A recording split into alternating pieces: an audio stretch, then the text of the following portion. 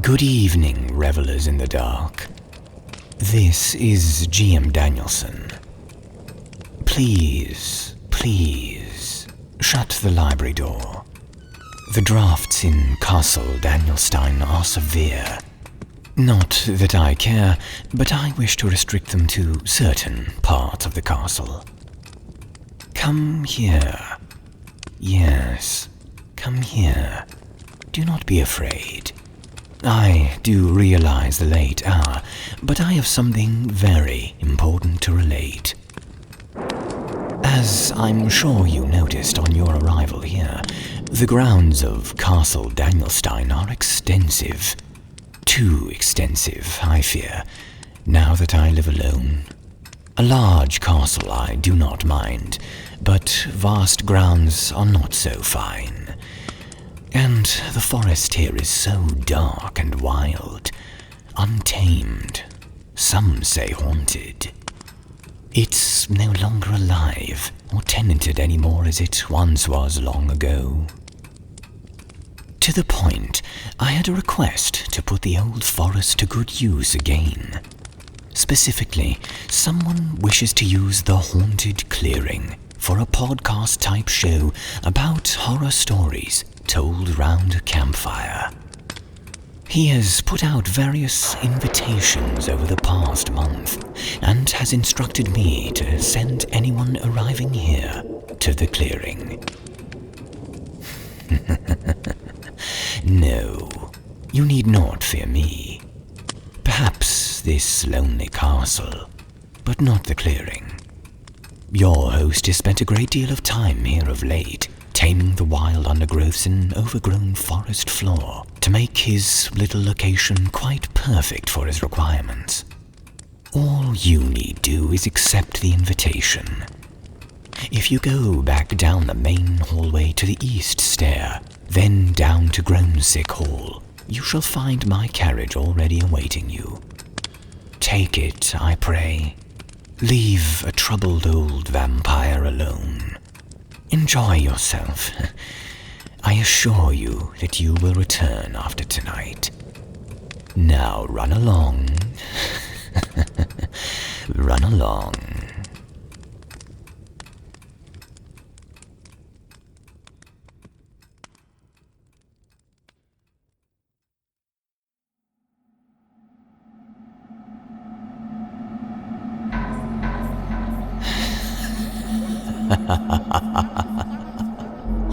Well, hello there. Are you lost? Better come with me. I will lead you through these dark woods. Trust me. The terror draws near. Foul things everywhere. Creeping things emerge. Entities of evil surround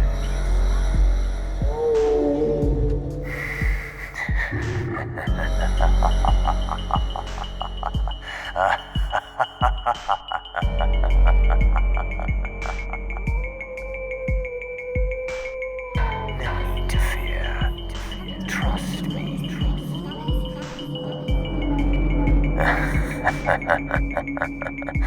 Don't worry, traveler. You have nothing to fear. For here, there is nothing but fear. Welcome to Nothing But Fear, the place where the moon laughs cruelly down upon us in this forest of horror, the place where your fears are exposed.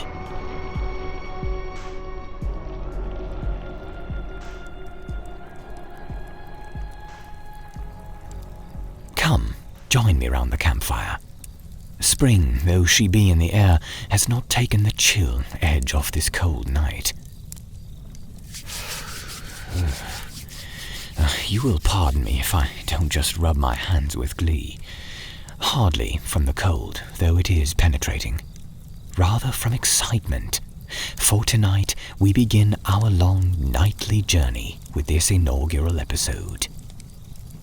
Nothing But Fear is all about purity. pure stories shared around nothing more than a crackling forest campfire. Here there is no music, no sound effects, other than what the night may provide. We're getting back to nature, but not the nature Peter wishes. For us, it's all about pure fear, the instinctive, unprovoked fear we bring within ourselves. So gather round, come out of the darkness and join us. I feel I must remind you to have your hot drink ready. I hope all of you remembered to bring some trail mix too, for there will be little else to distract you from the terror I expect will loom tonight. Though I myself am not prey to fear, as you mortals know, some things unsettle me, for certain, especially subjects like the one for tonight's inaugural episode. Yes, lurking lycanthropes, perhaps a vampire's only natural bane. And so I make good on my claim of not feeling fear, I had best begin with our first tale. He howls at the moon, but he's no werewolf. How is that for irony?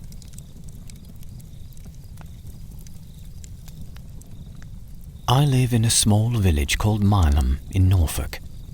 It's a nice, quiet place, but it doesn't have much going for it. Honestly, I rather like it this way. I never grow tired of the scenic countryside beauty, unblemished by the modern world. Milam is the kind of place where everyone knows everyone, and everyone's business. A one-pub town, as they say. The area doesn't attract too many tourists either, which, again, is fine by me. If there's one thing I can't stand, it's the thought of us trying to cater to strangers. No, I'm not xenophobic. If you want to visit Milam, I'll gladly open my home to you. Hell, I'll even buy you a drink and spend the evening sharing stories. What I don't want are droves of tourists flooding the area and the village, trying to remodel itself and build new establishments to accommodate. I live here because it's quiet. If I wanted to navigate through clusters of tourists taking selfies, I'd move to bloody London. But I digress. Milam is and always will be my home. But there's one thing about it that disturbs me. One thing you won't find in the papers or in those little United Kingdom tourist pamphlets. Specifically, we have a history of people who've exhibited a rather strange set of behaviors. Aaron Cox. He was the latest victim of the affliction that has quietly plagued my village since the 1700s. No one knows exactly when it started, only that it's as much ingrained in our history as fibers are ingrained in a tapestry. It always starts the same way too. Chickens go missing, then cows are found mutilated, and finally someone breaks. This time, Aaron was the one who broke. I found him naked in my field one night, staring up at the sky and howling at the full moon. He had what I can only describe as a wild look in his eye. I dared not approach him, unsure of what to do. The village hadn't experienced this affliction since my parents' generation. I stood idly by and watched him writhing from beyond an irrigation channel. When the moon became masked behind a mass of clouds, he slowly walked by, as though nothing had happened. At the time, I'd hoped it was nothing more than a bout of drunken shenanigans, but I became more concerned the next day when I saw his wife Elizabeth and asked her if he'd gotten home all right. When I told her about the encounter, she grew more agitated. She dodged my questions, claimed he'd been out of town, and excused herself. Somehow, I had a feeling she knew more than she was letting on. That very same night, I heard the howling again. It echoed through the valley, giving the impression of multiple voices from different sources. Aaron was outside, staring up at the sky and waving his arms like a drowning man hailing a ship. He switched oddly between mad laughter and eerie howls, as though conversing with an unseen presence. I closed my shutters and tried to sleep, ignoring the ruckus outside. It only occurred to me in the morning to call his wife. When I finally did, she sounded terribly flustered. She told me Aaron had come home that afternoon. She'd said he'd acted perfectly normal. They'd gone to bed together, and in bed they remained until morning. The hairs on the back of my neck stood. Was the bitch lying to me, or was it truth? If Aaron had not been in the field, then who had? That day, I asked around town if anyone had gone missing, and if anyone had heard or seen the man in my field. No one had. The Williams had lost a few chickens, but as always they blamed foxes. They'd found a spot in the chicken wire fence where claws or fangs had cut through to allow entry. These things happened. With nothing to go on, I gave up my search and returned to my chores. As I lay my head on the pillow that night, I heard a commotion coming from my barn. My cows were screaming. Have you ever heard the noise they make when you take their calves away? It's a kind of panicked, higher-pitched yowl you wouldn't ever hear in any other circumstance. Well, that was the sound they were making, only louder and more panicked. I threw on a robe, grabbed a flashlight, and dashed out to my barn. One of my cows was sprawled out in the middle of the central aisle, her throat ripped open with a jagged, messy gash. She was still breathing, still trying to emanate that scream, but her sounds were muffled and strangely gurgled. I knelt down in front of her and gently caressed her head, trying to ease her pain as best I could. At that moment I wished I owned a shotgun so I could have put her out of her misery. Then I heard the crackle of dry straw coming from her stall, and a pathetic little whimper. I twisted my head towards the pen and saw the outline of something curled up in the corner. I shone my light towards it. Aaron Cox twitched as the beam of light hit him. His eyes glowed like those of a cat's in the night, but he was otherwise normal. There was no fur, no claws, and no fangs. Just a scrawny man in his bloody birthday suit. He let out a strange howl and bolted out of the pen on all fours, pharaoh-like, disappearing into the night to do God knows what. I could hear his howls in the distance as I tended my cow. Before long I was pounding on the door of the Cox household. Elizabeth Cox answered. She looked tired, but her hair was still in place. Clearly she hadn't gone to bed. "What's going on?" I barked angrily. She smiled nervously, shifting her weight from foot to foot. "I don't know what you're talking about. Are you all right?" "Like hell you don't. Where's Aaron? Or are you going to pretend he's in your bed again?" I asked. She stiffened and gripped the hem of her shirt. "Aaron's fine. It's none of your damn business." I stomped my foot on the ground. "He made it my business when he killed Betsy." Elizabeth winced. "I'm so sorry. He hasn't been himself lately."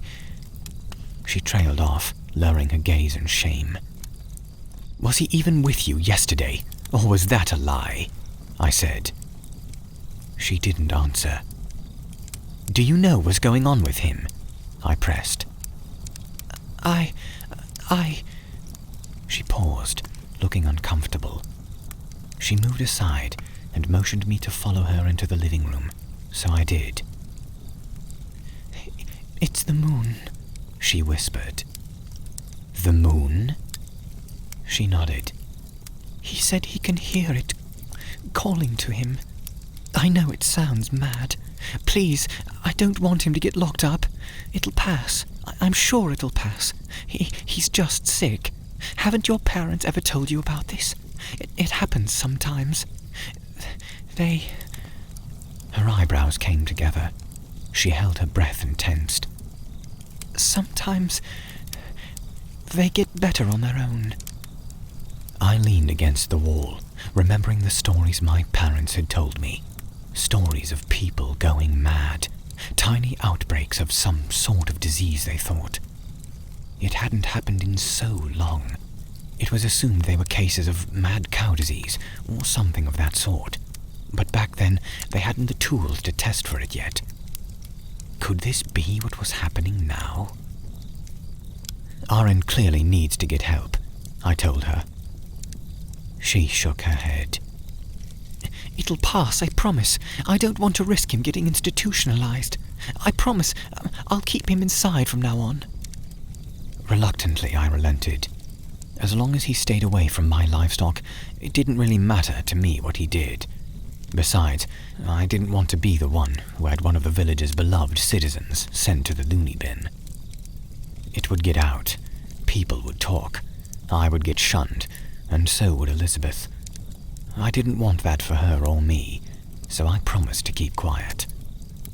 Still, I couldn't help thinking of what she said, or rather, what Aren had told her. The moon. He said it spoke to him. I'd seen him howl to it twice now.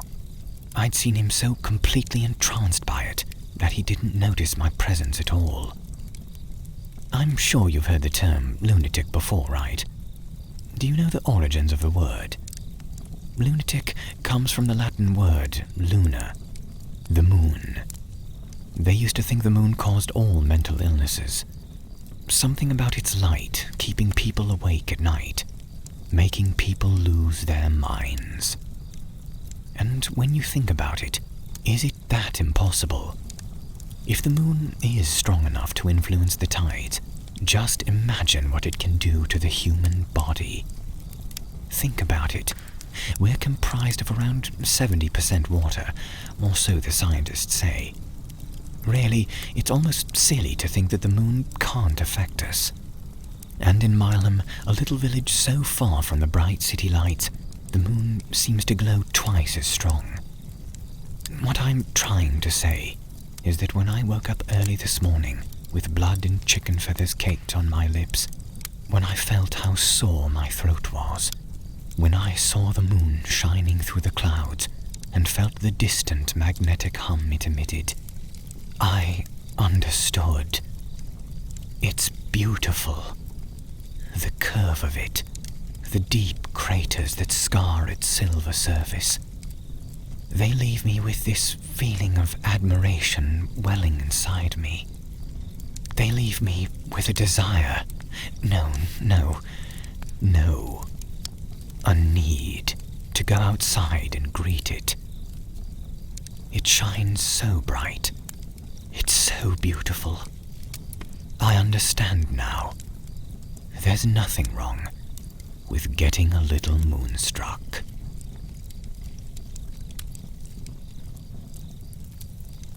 Good God! After that, I fear we all glanced up at the moon. Though a creature of the night myself, I do not wish to be moonstruck.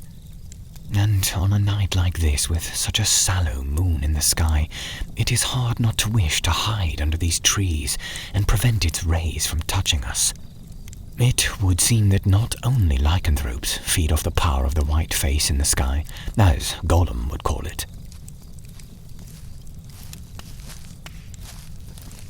Now, friends, at the midpoint in our show, I must welcome to the fire a very special friend, and our guest narrator for this evening.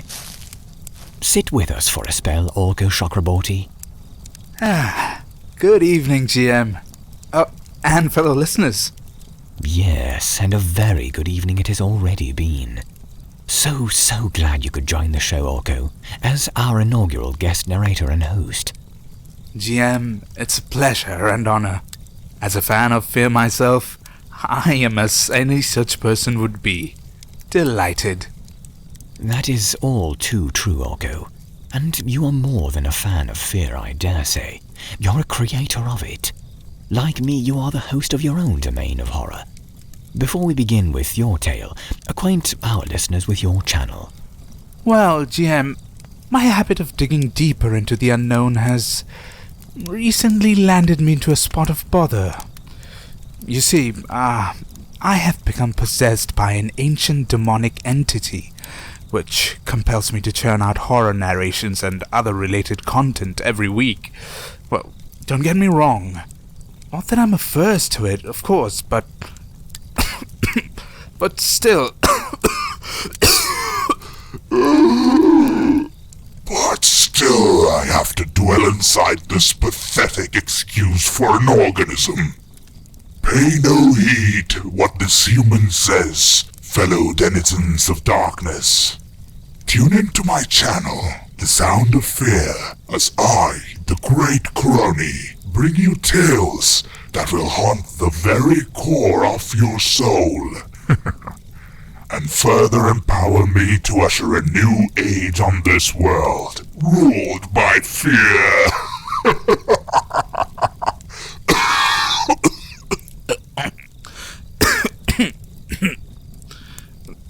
Please, excuse me, GM. I still don't have much control about what this particular condescending individual has to say, but that pretty much sums up my whole venture. Other than narrating horror, I'm planning on introducing animated horror on my, our channel. You know, for the people who are looking for a more audiovisual way to experience horror. What in the blazes was that, Orko?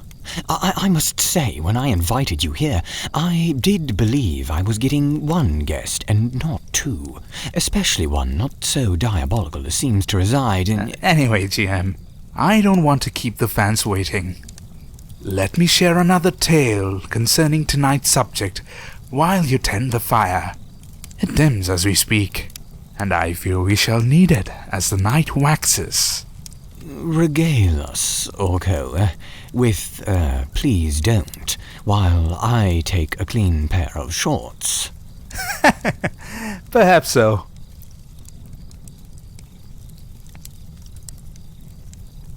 It's been a bit learning how to type blind. I was never the best at typing before. The home row approach seemed lost on me, and I sort of invented my own way. I get the computer to read it to me, and if something sounds off, I change it. Anyway, that's just a bit of introduction, so if something is off, spelling, etc., sorry. Sometimes my friends or home care worker will look over things for me, but I don't want any of them reading this. It's only been half a year. The day I lost my eyes was a sunny, crisp fall day. At first I tried to tell people what happened, but it was too weird, and it changed how they interacted with me. Even I know it sounds cray. Cray. So I made up something more plausible. Everyone thinks I was attacked by a dog. A dog, I said finally. It was a dog. The seawall, Vancouver, British Columbia, Canada. Anyone that's been here knows it. A beautiful walk around the amazing Stanley Park. Under the Lionsgate Bridge, around the point looking out at the huge island across the Georgia Strait. I was out taking pictures of the fall colors. They were beautiful. God. When I remember colors, sometimes it makes me so mad. And I want to cry, but I can't anymore. So I scream, usually into a pillow. Sometimes not. It was magic hour. That golden sunset just lighting the autumn colors afire everywhere I looked. There were a lot of people out.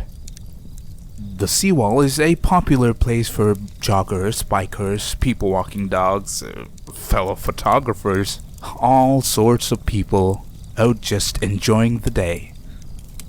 I got a lot of good shots that night. I think. My friends told me they were really beautiful. It was getting dark, and I was still snapping away. There were fewer people. I could see my breath. There's no lights along the seawall. The ambient city lights makes it easy enough to see, and the stars were out. And it was a full moon to boot. I know. Full moon. You're thinking werewolf, right? Well, sorry to disappoint. But I wish it had been a werewolf. Then it maybe would have killed me. This was something much worse. Werewolves we have seen. American Werewolf in London is one of my favorites. Werewolves at least would be a known foe. This was so alien, so strange. It started with a feeling. That feeling that tells you something isn't right. That someone's watching you. That you need to leave now. There have been a lot of murders in the park over the years. A serial killer once used it as a stalking ground. Vancouver's pretty safe, if you're not a street worker or homeless.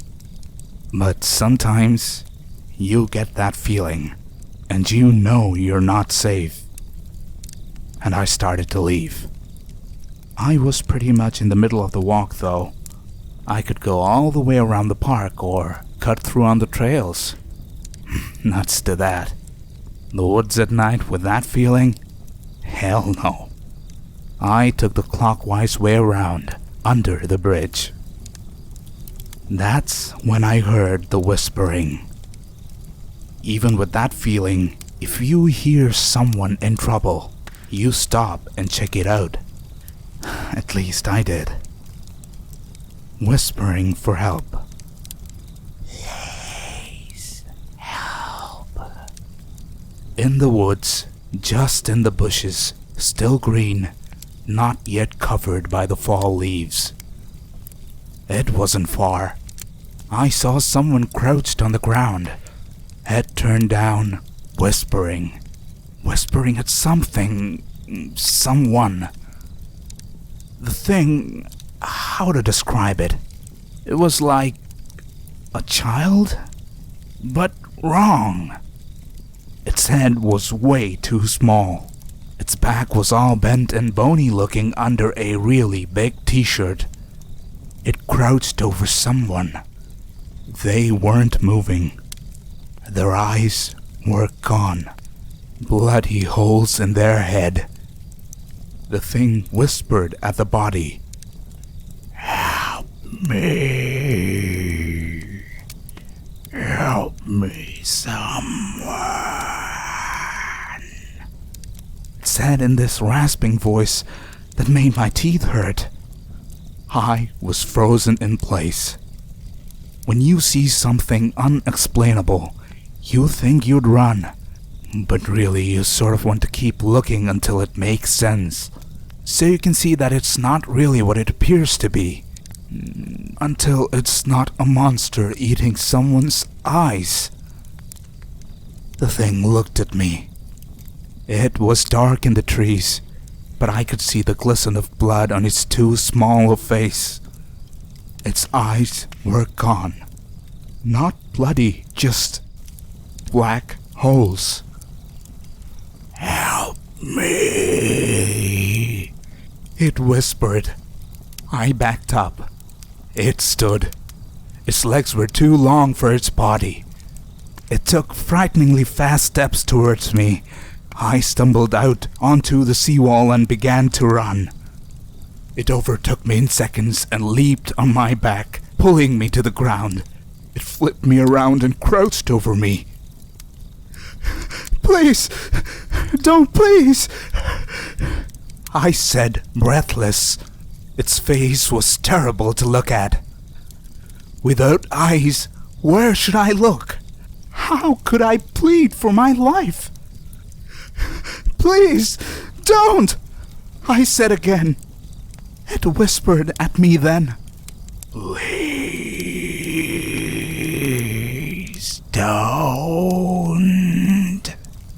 It said slowly, "Please don't." It said again. I struggled.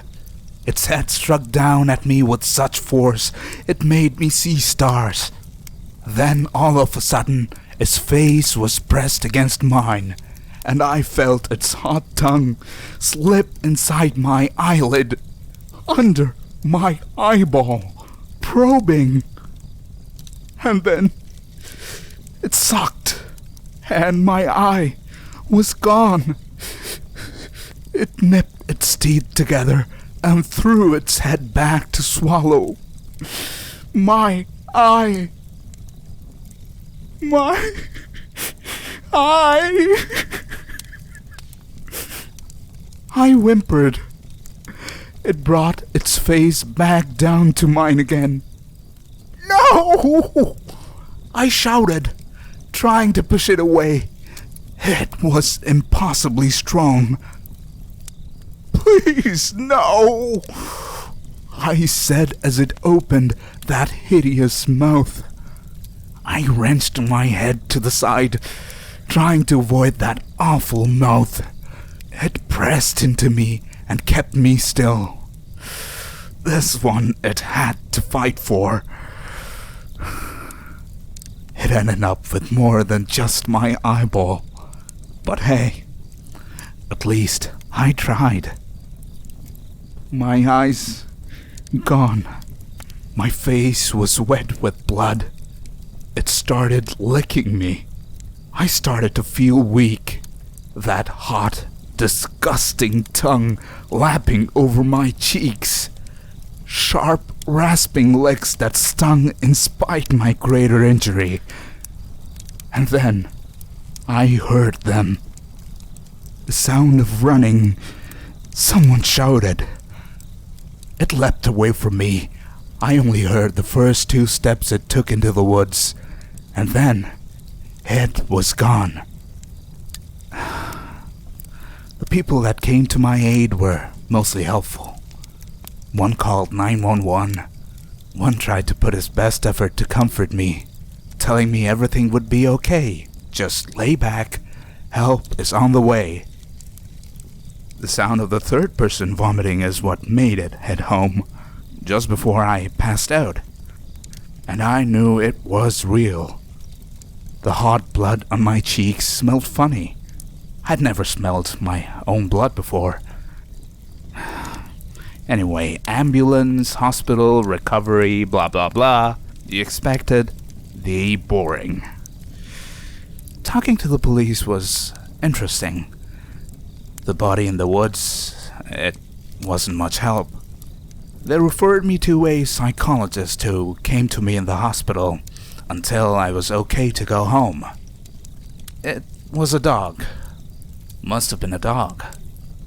Yes, music and the delicious smells of cooking.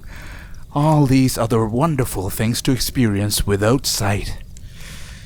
She was really helpful, but when I knew what I'd seen, it was hard to begin the healing.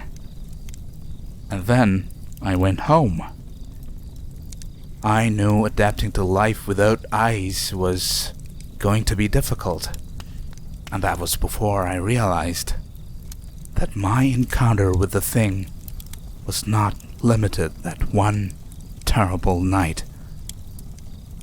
I woke up my first night back in my own bed, whispering, "Please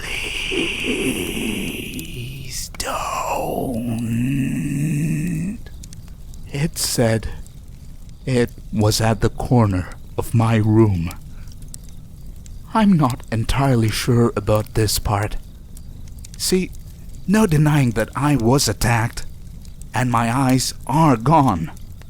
But this part, the part where I sometimes wake up in the night and hear it whispering, this part I don't know is real. I could be dreaming. I hope I'm dreaming. Because then, when I feel that awful tongue on my cheek, I can just tell myself I'm dreaming. And in the morning, it will be all okay. but in the morning, my cheek is raw. It hurts. I can't stop thinking about the whispering. Please don't. Is all it ever says. I've leapt out of bed and tried to go after it before, but it's too quick. I always wind up back in bed, and it always comes back. Please don't. My cheek is raw. Please don't. Please don't.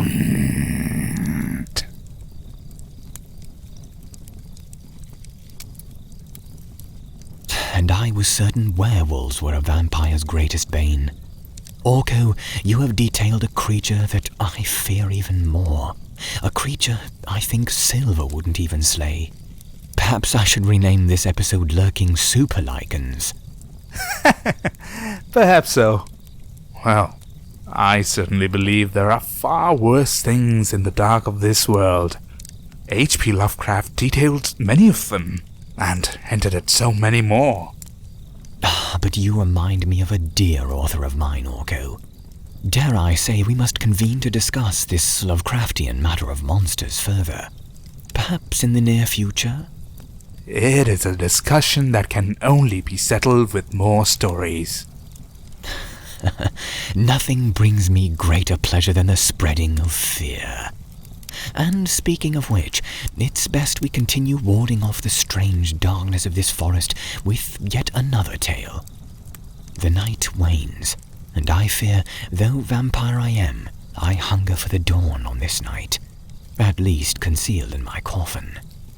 Orko, superb tale, and so glad you could make it to the campfire this evening. Perhaps you should stay round in view of the light and warmth until sunrise. Nonsense!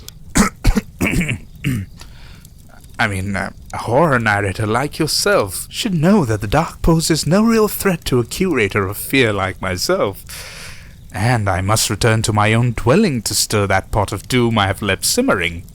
It makes such wonderful frozen dystopian drinks. Well then, I will have to pay you a visit sometime. Till then, Orko. A very good evening to all, GM. Ladies and gentlemen, that was the great Arka Chakraborty, or Kroni, depending on who you're certain actually has sway over the voice that is the sound of fear. This chill night was made all the cooler by such a voice actor. I certainly hope to see him again soon. In the meantime, it is time we move on to the final tale for this evening. The hour grows late, and fear is all around us. So far, we've heard several tales about monsters we're not sure are lycan in origin. But in this story, rest assured, the creature is dependably and diabolically canine. Much like the forest in whose creeping climes we now reside, our protagonist also enters a forest, one that holds a dark memory out of strange years. I proudly present H.P. Lovecraft's little-known tale, The Ghost Eater, in 4 parts.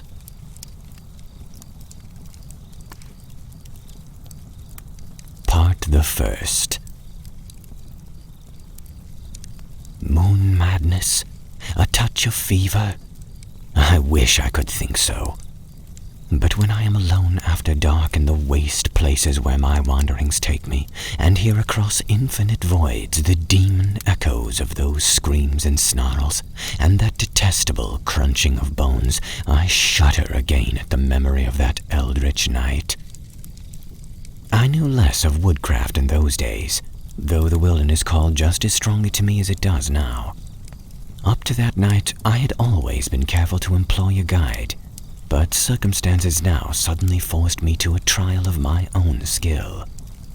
It was a midsummer in Maine, and despite my great need to get from Mayfair to Glendale by the next noon, I could find no person willing to pilot me.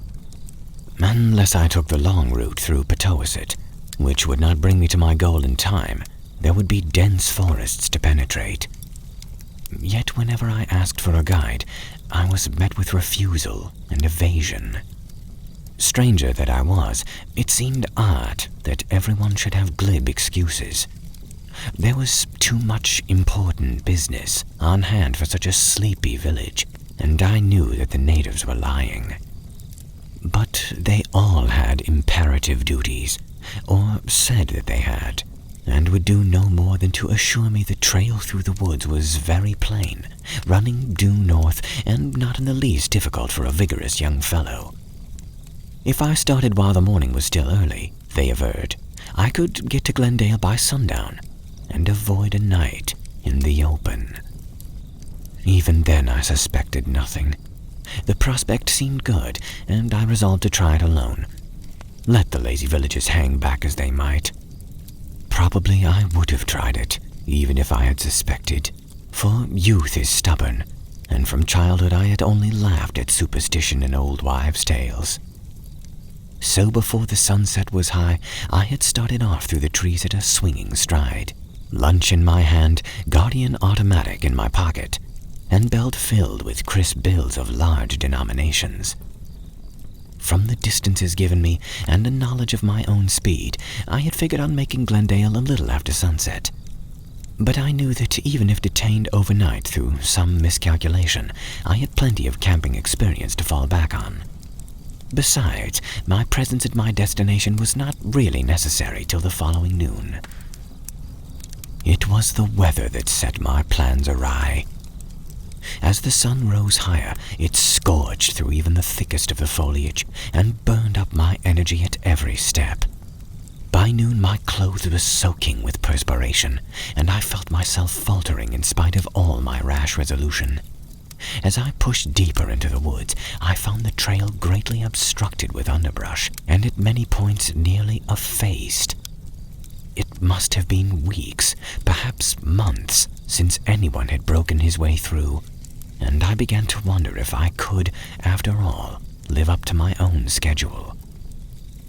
At length, having grown very hungry, I looked for the deepest patch of shade I could find, and proceeded to eat the lunch which the hotel had prepared for me. There were some indifferent sandwiches, a piece of stale pie, and a bottle of very light wine. By no means sumptuous fare, but welcome enough to one in my state of overheated exhaustion.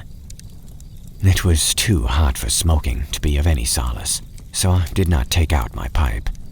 Instead, I stretched myself at full length under the trees when my meal was done, intent on stealing a few moments of rest before commencing the last lap of my journey. I suppose I was a fool to drink that wine, for light though it was, it proved just enough to finish the work the sultry, oppressive day had begun. My plan called for the merest momentary relaxation, yet with scarcely a warning yawn, I dropped off into sound slumber. Part the second.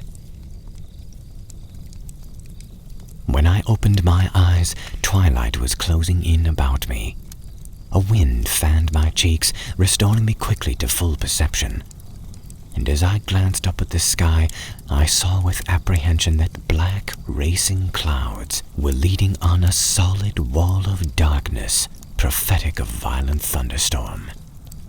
I knew now that I could not reach Glendale before morning, but the prospect of a night in the woods, my first night of lone forest camping, became very repugnant under those trying conditions. In a moment I decided to push along for a while at least, in hope of finding some shelter before the tempest should break. Darkness spread over the woods like a heavy blanket. The lowering clouds grew more threatening, and the wind increased to a veritable gale. A flash of distant lightning illuminated the sky, followed by an ominous rumble that seemed to hint of malign pursuit. Then I felt a drop of rain on my outstretched hand, and though still walking on automatically, resigned myself to the inevitable. Another moment, and I had seen the light of a window through the trees in the darkness. Eager only for shelter, I hastened toward it. Would to God that I had turned and fled. There was a sort of imperfect clearing, on the farther side of which, with its back against the primeval wood, stood a building. I had expected a shanty or log cabin, but stopped short in surprise when I beheld a neat and tasteful little house of 2 stories, some 70 years old by its architecture, yet still in a state of repair, betokening the closest and most civilized attention. Through the small pieces of one pane of the lower windows, a bright light shone, and toward this, spurred by the impact of another raindrop, I presently hurried across the clearing, rapping loudly on the doors as soon as I gained the steps. With startling promptness, my knock was answered by a deep, pleasant voice, which uttered the single syllable, "Come." Pushing open the unlocked door, I entered a shadowy hall, lighted by an open doorway at the right, beyond which was a book-lined room with a gleaming window. As I closed the outer door behind me, I could not help but noticing a peculiar odor about the house. A faint, elusive, scarcely definable odor, which somehow suggested animals. My host, I surmised, must be a hunter or trapper, with his business conducted on the premises. The man who had spoken sat in a capacious, easy chair beside a marble-topped center table, a long, lounging robe of gray swathing his lean form. The light from a powerful argand lamp threw his features into prominence, and he eyed me curiously as I studied him in no less detail. He was strikingly handsome, with thin, clean-shaven face, glossy flaxen hair neatly brushed, long, regular eyebrows that met in a slanting angle above the nose, shapely ears set low and well back on the head, and large, expressive gray eyes, almost luminous in their animation. When he smiled a welcome, he showed a magnificently even set of firm white teeth, and as he waved me to a chair, I was struck by the fineness of his slender hands, with their long, tapering fingers whose ruddy almond-shaped nails were slightly curved and exquisitely manicured. I could not help but wondering why a man of such engaging personality should choose the life of a recluse. "Sorry to intrude," I ventured, "but I've given up the hope of making Glendale before morning, and there's a storm coming on which sent me looking for cover." As if to corroborate my words, there came at this point a vivid flash, a crashing reverberation, and the first breaking of a torrential downpour that beat maniacally against the windows. My host seemed oblivious to the elements, and flashed me another smile when he answered. His voice was soothing and well modulated, and his eyes held a calmness almost hypnotic. "You're welcome to whatever hospitality I can offer, but I'm afraid it won't be much. I've a game leg, so you'll have to do most of the waiting on yourself. If you're hungry, you'll find plenty in the kitchen. Plenty of food, if not of ceremony." It seemed to me that I could detect the slightest trace of foreign accent in his tone, though his language was fluently correct and idiomatic. Rising to an impressive height, he headed to the door with long, limping steps, and I noticed the huge, hairy arms that hung at his side in curious contrast with his delicate hands. "Come," he suggested. "Bring the lamp along with you. I might as well sit in the kitchen as here." I followed him into the hall and the room across from it, and at his direction ransacked the woodpile in the corner and the cupboard on the wall. A few moments later, when the fire was going nicely, I asked him if I might not prepare food for both, but he courteously declined. "It's too hot to eat," he told me. "Besides, I had a bite before you came." After washing the dishes left from my lone meal, I sat down for a while, smoking my pipe contentedly. My host asked a few questions about the neighboring villages, but lapsed into sullen taciturnity when he learned I was an outsider. As he brooded there silently, I could not help but feeling a quality of strangeness in him, some subtle alienage that could hardly be analyzed. I was quite certain, for one thing, that he was tolerating me because of the storm, rather than welcoming me with genuine hospitality. As for the storm, it seemed almost to have spent itself. Outside, it was already growing lighter, for there was a full moon behind the clouds, and the rain had dwindled to a trivial drizzle. Perhaps, I thought, I could now resume my journey after all, an idea which I suggested to my host. "Better wait till morning," he remarked. "You say you're afoot, and it's a good 3 hours to Glendale. I've 2 bedrooms upstairs, and you're welcome to one of them, if you care to stay." There was a sincerity in his invitation which dispelled any doubts I held regarding his hospitality, and I now concluded that his silences must be the result of long isolation from his fellows in this wilderness. After sitting without a word through 3 fillings of my pipe, I finally began to yawn. "It's been rather a long and strenuous day for me," I admitted, "and I guess I'd better be making tracks for bed. I want to be up at sunrise, you know, and on my way." My host waved his arm toward the door, through which I could see the hall and the staircase. "Take the lamp with you," he instructed. "It's the only one I have, but I don't mind sitting in the dark. Really. Half the time, I don't light it at all when I'm alone. Oil is so hard to get out here, and I go to the village so seldom. Your room is the one on the right, at the head of the stairs." Taking the lamp and turning in the hall to say goodnight, I could see his eyes glowing almost phosphorescently in the darkened room I had left, and I was half reminded for a moment of the jungle and the circles of eyes that sometimes glow beyond the radius of the campfire. Then I started upstairs. As I reached the 2nd floor, I could hear my host limping across the hall to the other room below, and perceived that he moved with owlish sureness despite the darkness. Truly, he had but little need of the lamp. The storm was over, and as I entered the room assigned to me, I found it bright with the rays of the full moon that streamed on the bed from an uncurtained south window. Blowing out the lamp and leaving the house in darkness but for the moonbeams, I sniffed at the pungent odor that rose above the scent of the kerosene, the quasi-animal odor I had noticed on first entering the place. I crossed to the window and threw it wide, breathing deep of the cool, fresh night air. When I started to undress, I paused almost instantly, recalling my money belt still in its place about my waist. Possibly, I reflected, it would be well not to be too hasty or unguarded, for I had read of men who seized just such an opportunity to rob and even to murder the stranger within their dwelling. So, arranging the bedclothes to look as if they covered a sleeping figure, I drew the room's only chair into the concealing shadows, filled and lighted my pipe again, and sat down to rest or watch as the occasion might demand. Part the 3rd.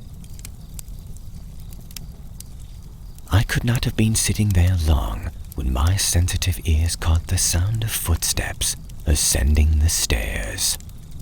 All the old lore of robber landlords rushed on me afresh, when another moment revealed that the steps were plain, loud, and careless, with no attempt at concealment, while my host's tread, as I had heard it from the head of the staircase, was a soft, limping stride. Shaking the ashes from my pipe, I slipped it into my pocket. Then, seizing and drawing my automatic, I rose from the chair, tiptoed across the room, and crouched tensely in a spot which the opening door would cover. The door opened, and into the shaft of moonlight stepped a man I had never seen before. Tall, broad-shouldered, and distinguished, his face half hidden by a square-cut beard, and his neck buried in a high black stock of a pattern long obsolete in America. He was indubitably a foreigner. How he could have entered the house without my knowledge was quite beyond me, nor could I believe for an instant that he had been concealed in either of the 2 rooms or the hall below me. As I gazed intently at him in the insidious moonbeams, it seemed to me that I could see directly through his sturdy form. But perhaps this was only an illusion that came from my shock of surprise. Noticing the disarray of the bed, but evidently missing the intended effect of the occupancy, the stranger muttered something to himself in a foreign tongue, and proceeded to disrobe. Hinging his clothes into the chair I vacated, he crept into bed, pulled the covers over him, and in a moment or 2 was breathing with the regular respiration of a sound sleeper. My first thought was to seek out my host and demand an explanation. But a second later, I deemed it better to make sure that the whole incident was not a mere delusive after-effect of my wine-drugged sleep in the woods. I still felt weak and faint, and despite my recent supper, I was as hungry as if I had not eaten since that noonday lunch. I crossed to the bed, reached out and grasped at the shoulder of the sleeping man. Then, barely checking a cry of mad fright and dizzying astonishment, I fell back with pounding pulses and dilated eyes. For my clutching fingers had passed directly through the sleeping form and seized only the sheet below. A complete analysis of my jarred and jumbled sensations would be futile. The man was intangible, yet I could still see him there, hear his regular breathing, and watch his figure as it half-turned beneath the clothes. And then, as I was quite certain of my own madness or hypnosis, I heard other footsteps on the stair. Soft, padded, dog-like, limping footsteps pattering up and up and up. And again that pungent animal smell, this time redoubled in volume. Dazed and dream-drowsed, I crept once more behind the protection of the open door, shaken to my marrow, but now resigned to any fate known or nameless. Then into that shaft of eerie moonlight stepped the gaunt form of a great grey wolf. Limped, I should have said, for one hind foot was held into the air, as though wounded by some stray shot. The beast turned its head in my direction, and as it did so the pistol dropped from my twitching fingers and clattered unheeded to the floor. The ascending succession of terrors was fast paralyzing my will and consciousness, for the eyes that now glared towards me from that hellish head were the grey phosphorescent eyes of my host, as they had peered at me through the darkness of the kitchen. I do not yet know whether it saw me. The eyes turned from my direction to the bed and gazed gluttonously on the spectral sleeping form there. Then its head tilted back, and from that demon throat came the most shocking ululation I have ever heard. A thick, nauseous lupine howl that made my heart stand still. The form on the bed stirred, opened its eyes, and shrank from what it saw.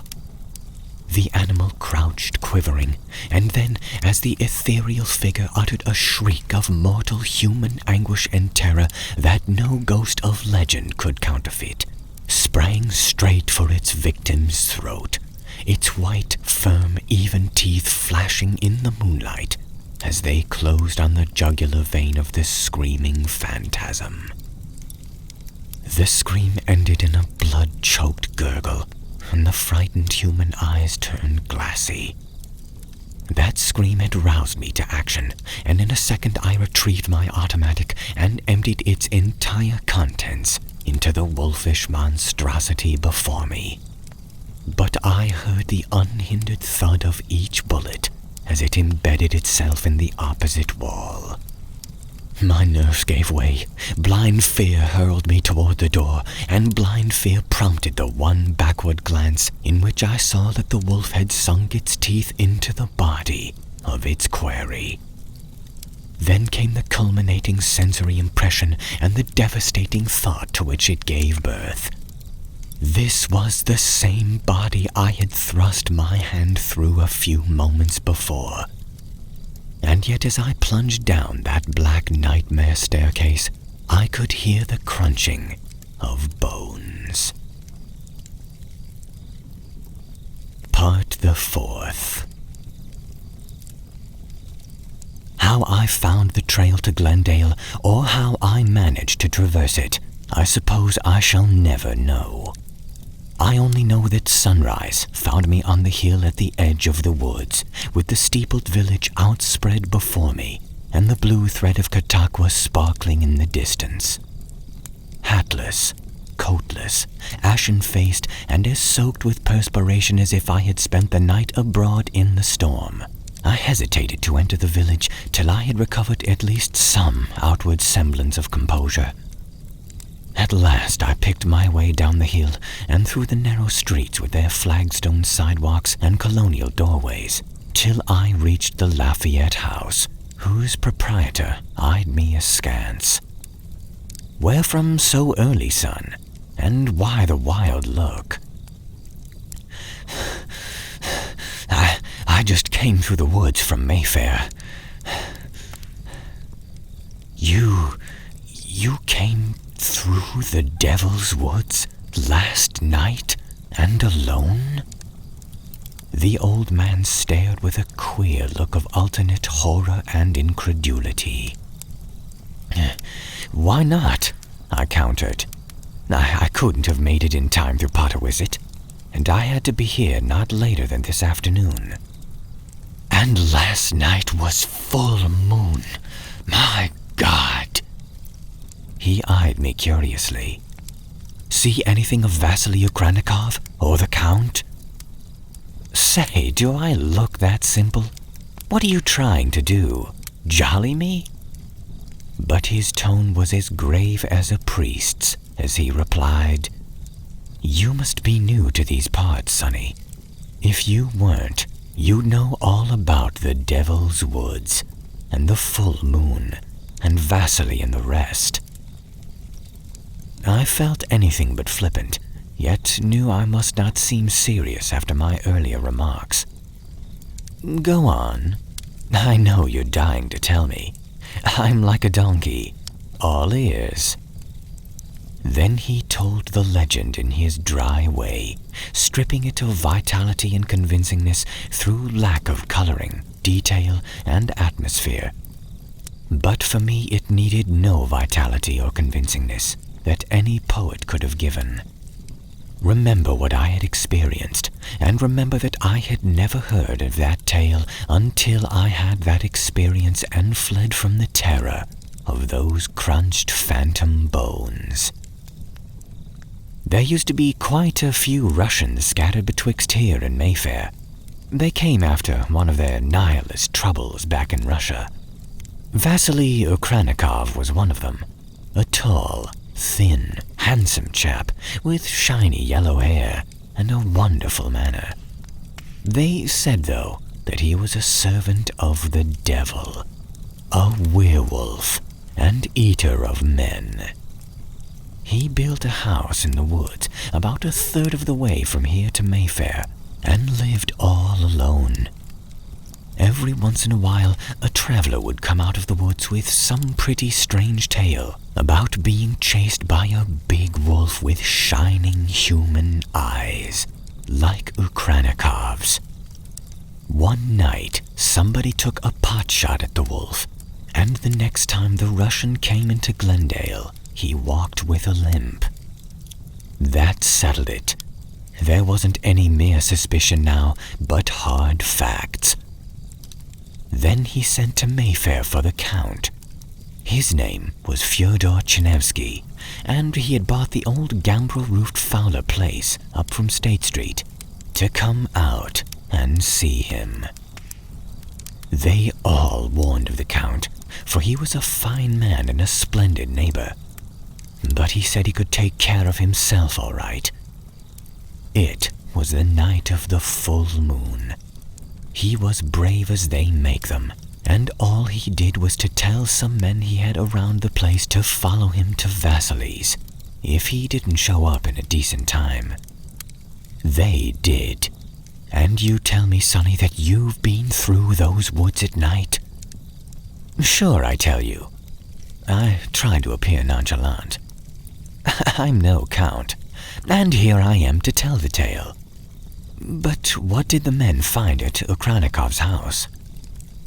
They found the Count's mangled body, Sonny, and a gaunt grey wolf hovering over it with blood-slavering jaws. You can guess who the wolf was. And folks do say that at every full moon. But, Sonny, didn't you see or hear anything? Not a thing, Pop. And say, what became of that wolf, or Vasily Ukranikov?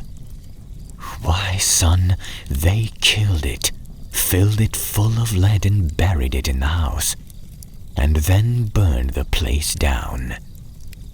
You know, all this was 60 years ago when I was just a little shaver, but I remember it as it was yesterday. I turned away with a shrug of my shoulders. It was all so quaint and silly and artificial in the full light of day. But sometimes, when I am alone after dark in waste places and hear the demon echoes of those screams and snarls and that detestable crunching of bones, I shudder again at the memory of that eldritch night.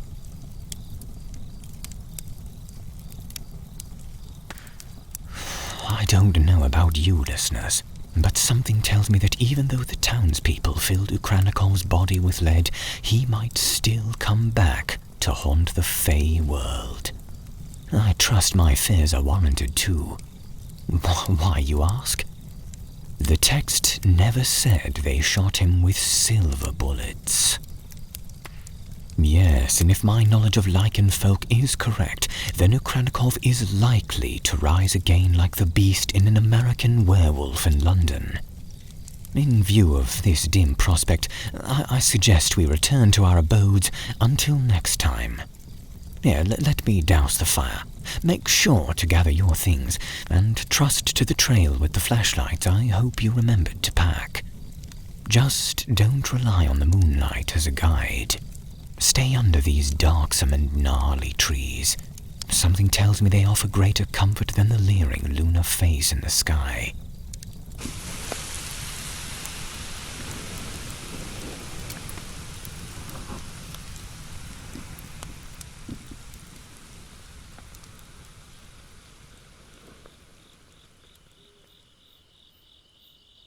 Keep a weather eye on your digital mailboxes and social media for my next invitation to Season 1, Episode 2 of Nothing But Fear.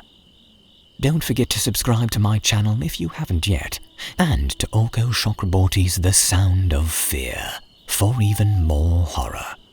Though I suspect you may want to relax to the sound of harps after tonight's little adventure. Till next time, listeners. Forgive me if I haven't allayed what dread you brought with you into this wood. Not that there is much I can do about it anyway. For here, there is nothing but fear.